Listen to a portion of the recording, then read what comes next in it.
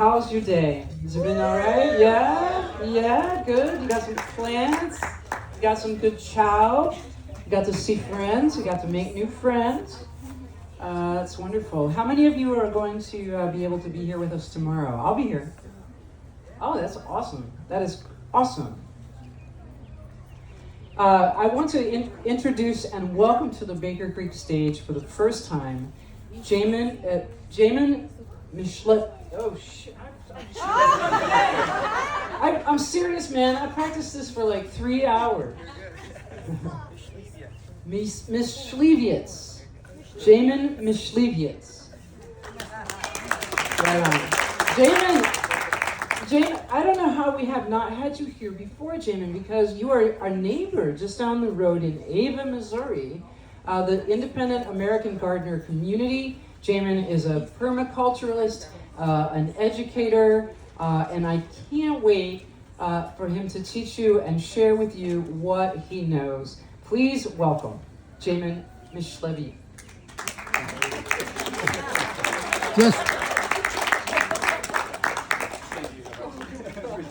I'm guessing this is not the first time. Not the first time. Definitely not. No. Mysliwiec. Yeah. You guys are awesome. Thank you so much. I'm really happy to be here. We got a lot we want to talk about today. Is it okay if I take it off of this? Yeah. You want to do that? There you go. Can you hear me better? Yes. Awesome. Okay. So you don't really know me from Adam. I've come out of nowhere, but we have actually been here for a year. We moved to Ava in April last year. We were up north in Trenton, Missouri for 6 years prior to that. And we spent specifically the last 4 years traveling and teaching all over the United States and up into Canada, permaculture workshops, helping families learn how to become self-sufficient in their backyard. That, I think, is the bread and butter of what I want to help you achieve. And so I'm going to start this off with just a quick little teaser video to show you some of that, hopefully get you a little excited, and then we'll jump into it. See if I hit the right button here.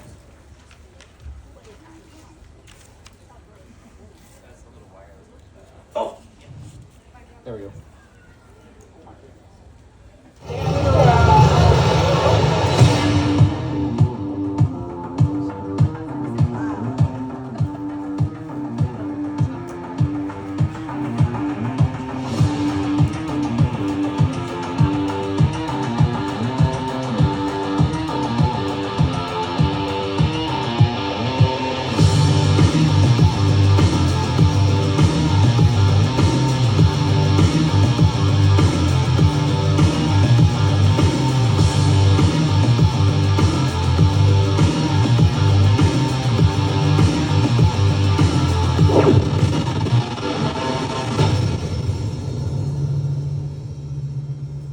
Be the change you want to see in the world.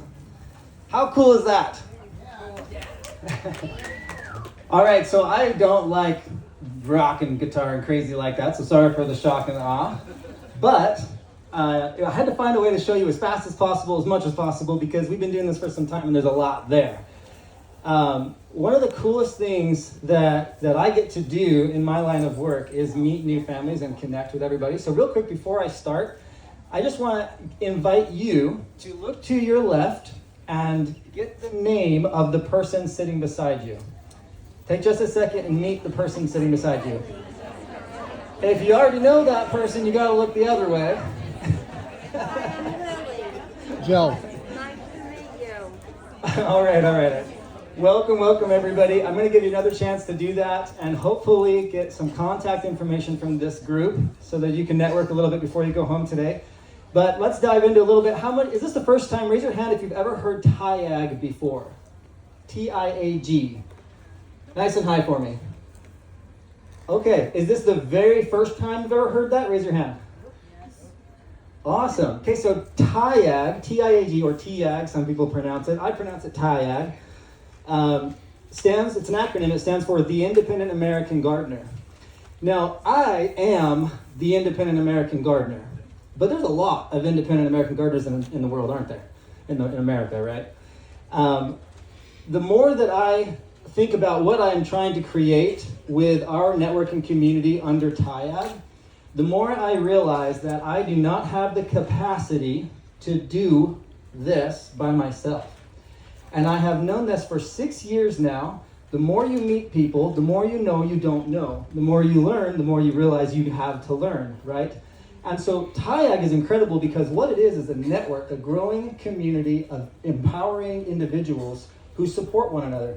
We are faith, family, freedom oriented. We look at geothermal greenhouses and we look at passive solar greenhouses. We look at food forests, permaculture design, regenerative agriculture, natural beekeeping, all of these things for the purpose of becoming self-sufficient at home and then growing that out to community. Now, how many of you really, really love your community? Raise your hand. Nice and high if you really love where you live. All right, well, maybe those are different things. Maybe you like your house but not your people. Right? That happens sometimes. What I've come to understand in TIAG is that the more we connect people, the more the differences fade away, and we can find common ground in the ground itself. So I want you to write this down on the screen there, TIAG communities.org. That's TIAGcommunities.org. That's going to take you to the landing page to join the community. Now I'm going to give you a quick heads up. We do use the memberships of our community to fund our mission around the country. That is the bread and butter of how we are able to do what we do. So it's $37 to join the community. And every so often I'm able to give people information and opportunities to make that free or make other opportunities available. Today is $37. If you do it by the end of the night and you do it by the booth over there, I'll give you the opportunity to have a discount. But I'm going to surprise you on what that is. I don't know yet, so we'll see. Now, a little bit about me and my background. I was actually born in the Rocky Mountains. I grew up out in southern Utah, northern Utah, and then worked my way out to Arizona, and then went to Wyoming, and I visited a bunch of different states around the West before I even crossed the plains and came out here to the Midwest in 2019. And so most of my background is actually in desert climates. And when we came out here, I was so excited I could basically spit a seed out and it would grow. And so what I did in my time was I was a volunteer firefighter. I was a mechanic. I spent a lot of time trying to figure out how to DIY my way through things because I was poor. I came from a family where at 9 years old they went bankrupt. My family lost the farm, we lost the car, and we moved into the city. And from that point forward, I was forced to get my farming and homesteading experience through friends and third party. And it wasn't until I was about 19 years old when I was at Dixie State University and I was studying biology and philosophy that I came across permaculture. And I realized that was the solution that took all the things that I had an understanding about, that I had surface level knowledge of, and put them all into one science, and a design science. And so permaculture, raise your hand if you're familiar with permaculture. Raise your hand if you think permaculture is gardening. Everybody's unsure. So permaculture is not gardening. Permaculture is not sustainable living, and it is not regenerative agriculture. Permaculture encompasses all of these things, but permaculture is a design science by which we arrive at solutions.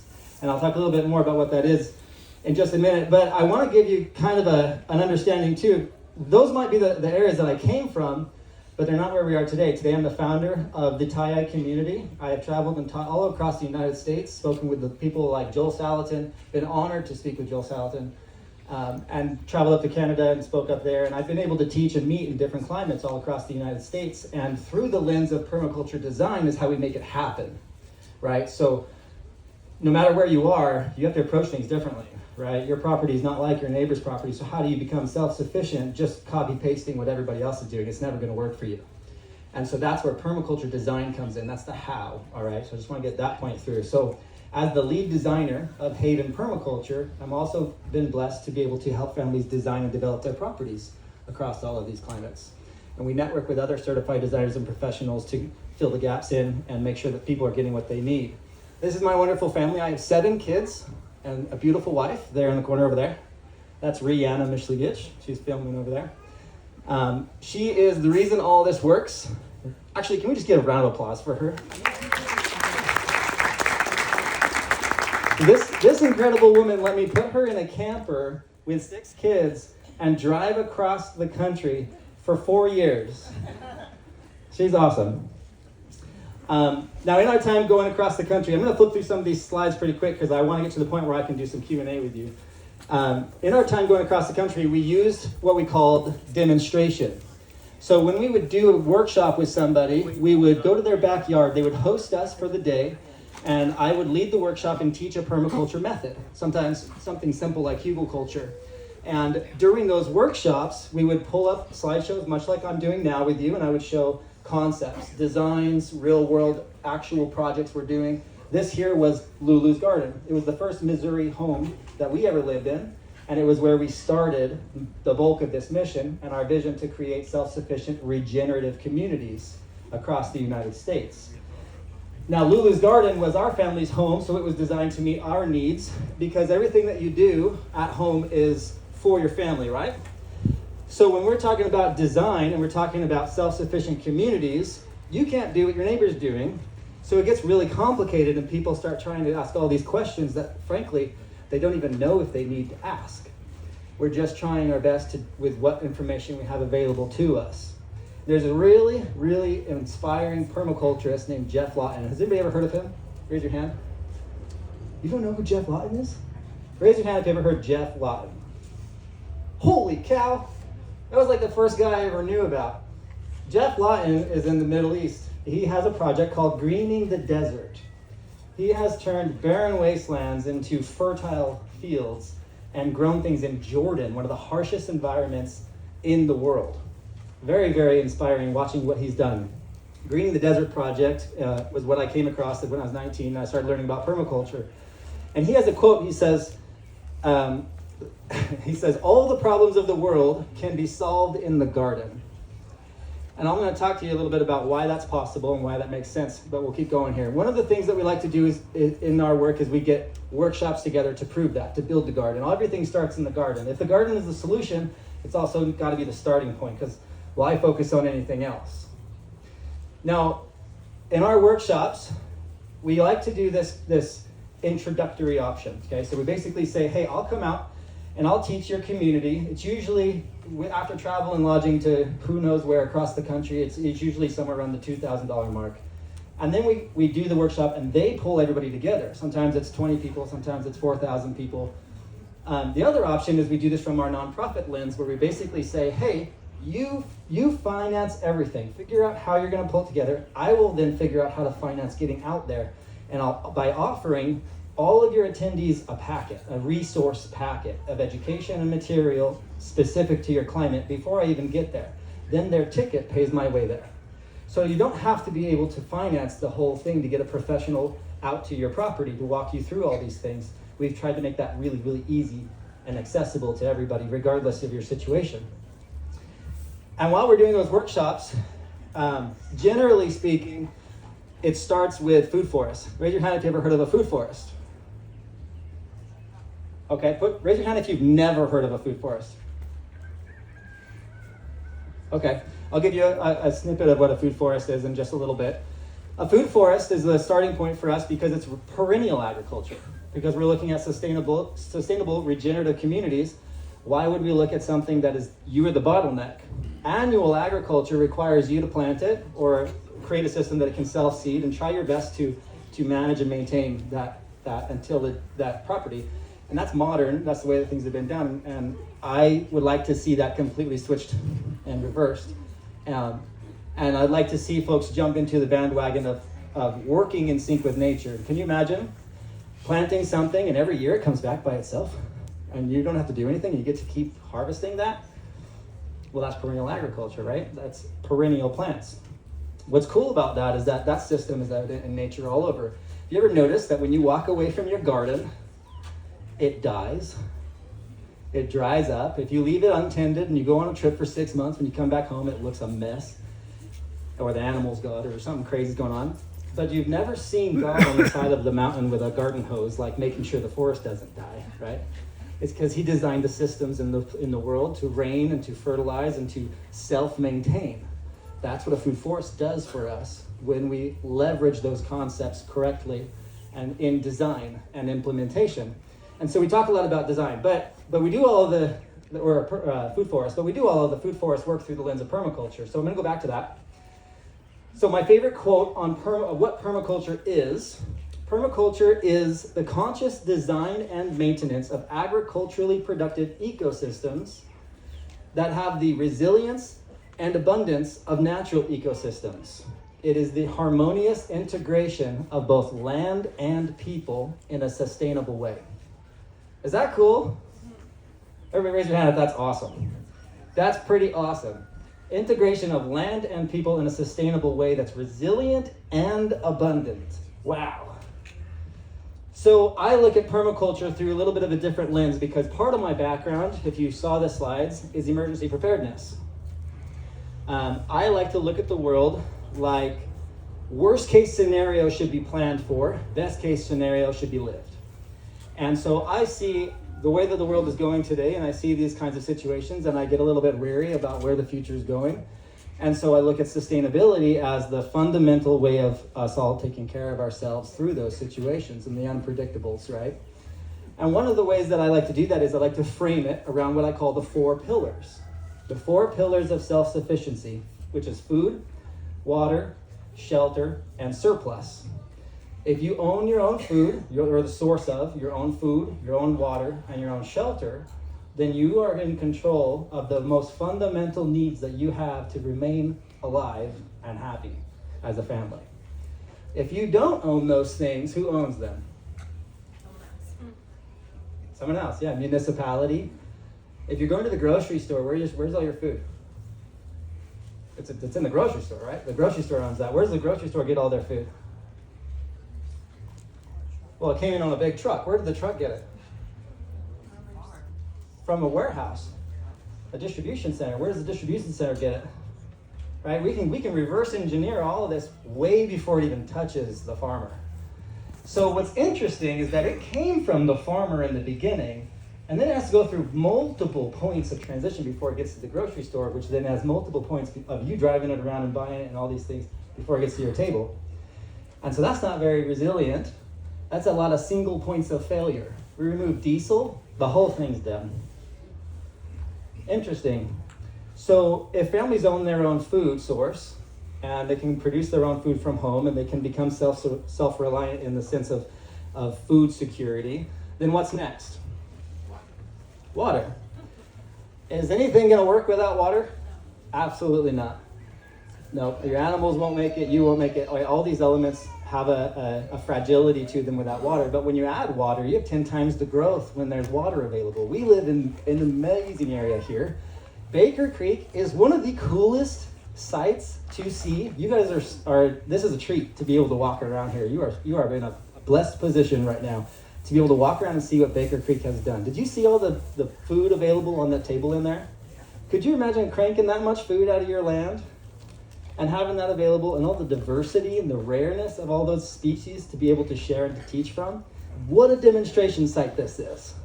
This is amazing, right? This is what we're talking about.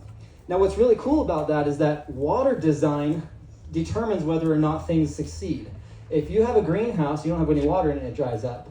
If you've got animal and you can't get water in their trough, they dry up. If you don't have water in your tap, you dry up, right? If your land is the hydrology is great, you got your pipe work, everything's working out good, but then all of a sudden a huge 100-year event comes through and your water plan is not in place, what happens? It washes everything away. Torrential rainfalls devastate homesteads, can completely uproot cities. These are big problems that people aren't designing for. We're just like hoping that it works. We're just putting things in the ground and hoping that they figure themselves out. We're building structures and we're like, yes, this is where I want my house. Well, what's your greater watershed doing? When you get a 100-year flood and you got 5 inches of rainfall in an hour, what's all that gonna do downslope, right? So these are the concepts that we're considering in permaculture design to make sure that you can weather any storm. We want to see our homes become a haven. Does anybody know what a haven is? Safe. It's a safe place, a refuge from the storm. A haven by definition is actually a port that ships will pull into from out into the ocean. It's a safe harbor that they'll pull into, wait out the storm, and then go back out to sea. Our homes should be that safe haven for our families.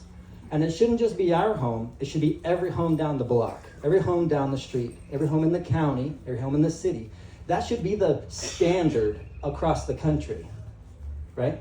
Now, when we get past food and water, what do we get into? It's shelter systems. Our shelter and energy systems are dependent upon municipalities, the grid, generators, solar panels, all of these things, which all come from petroleum at some point or another.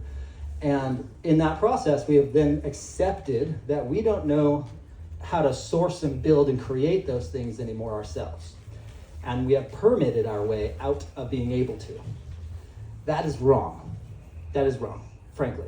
And so that's not the America that I want to live in. And so I want to see people decide to make a difference. And in order to make a difference, we need to become industrious again at home. So this is where surplus production comes from, right? Amen.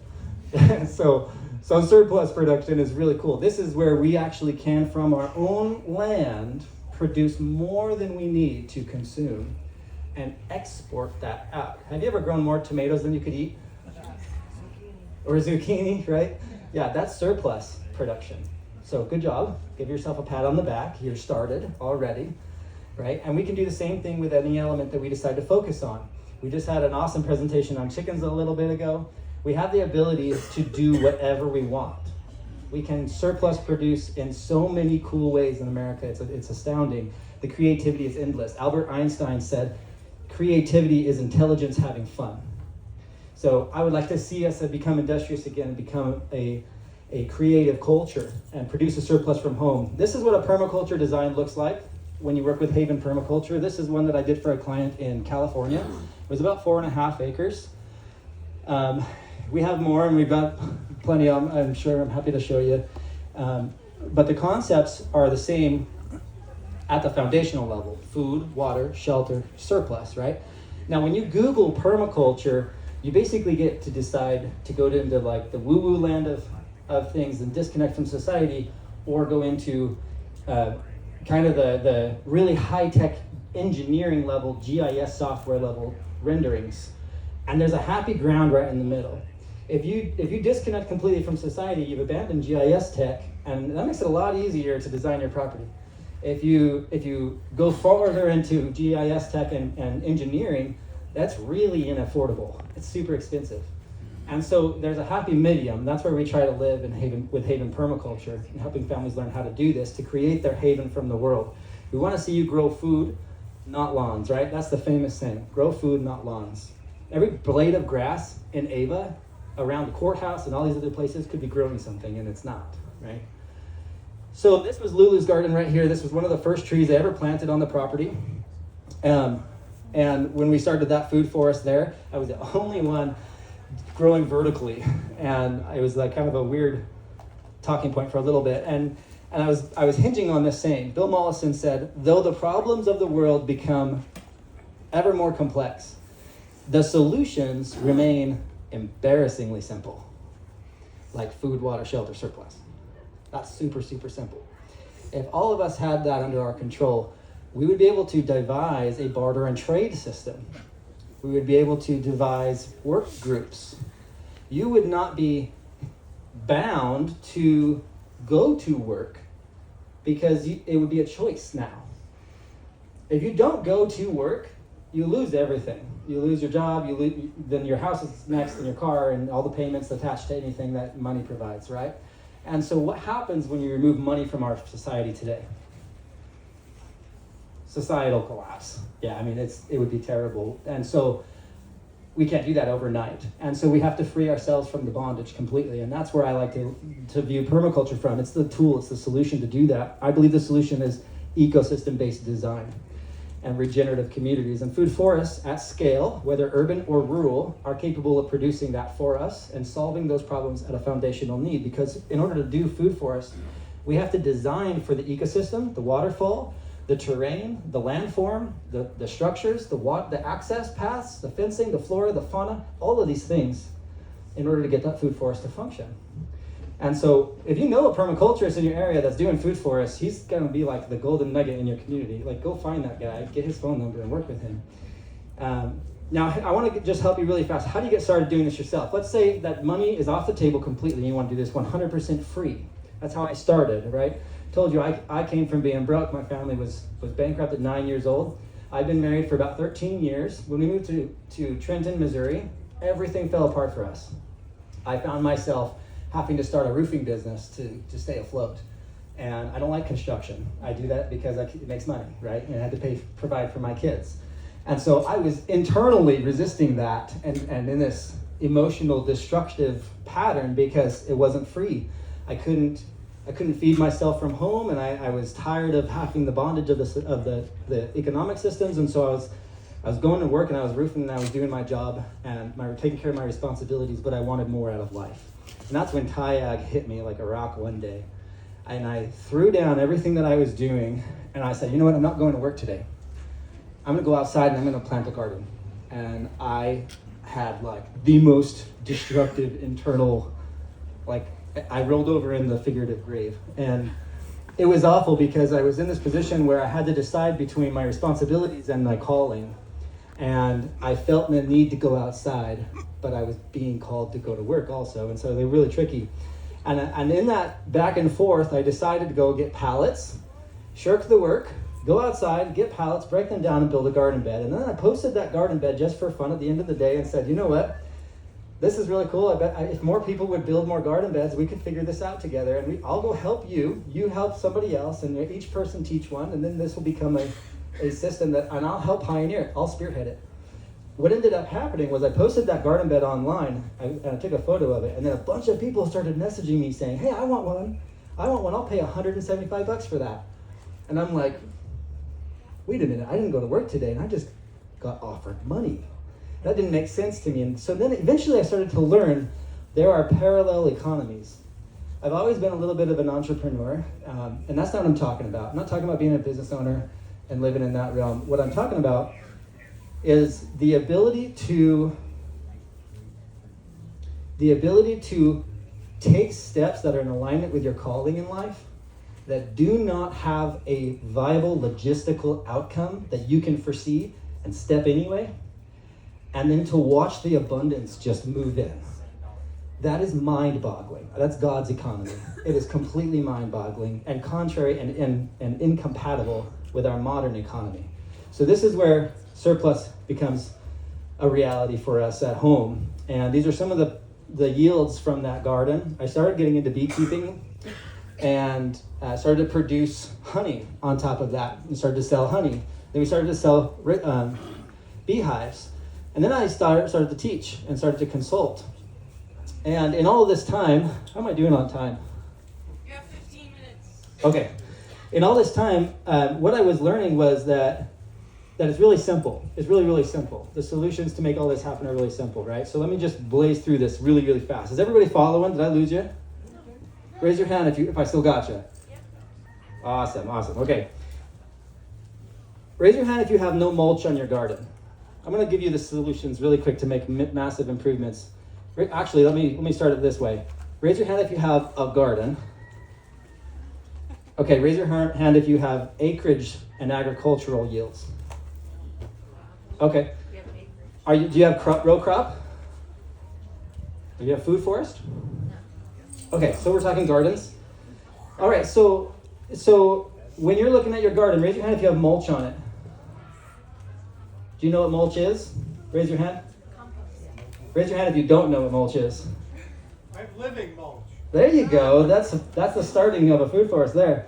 Okay, so mulch we're talking wood chips. Okay, so that's a great example. Wood chips is how we start a food forest. So this is elderberry right there from Lulu's garden 6 years ago. That's my hand beside my elderberry there, grown in the wood chips pictured beside it there. That is 12 inches of wood chips.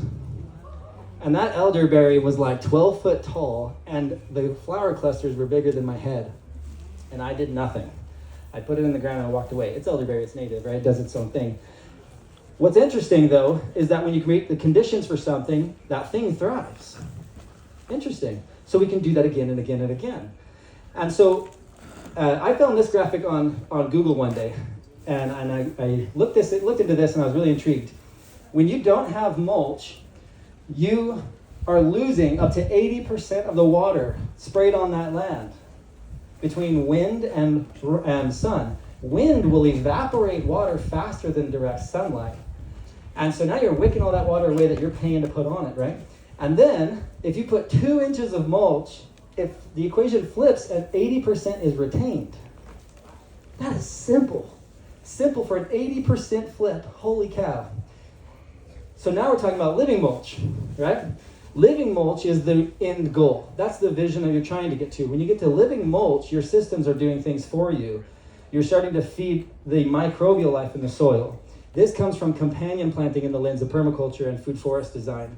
This is a guild planted around an almond tree, a black walnut, which you're not supposed to, apparently. Somebody told me.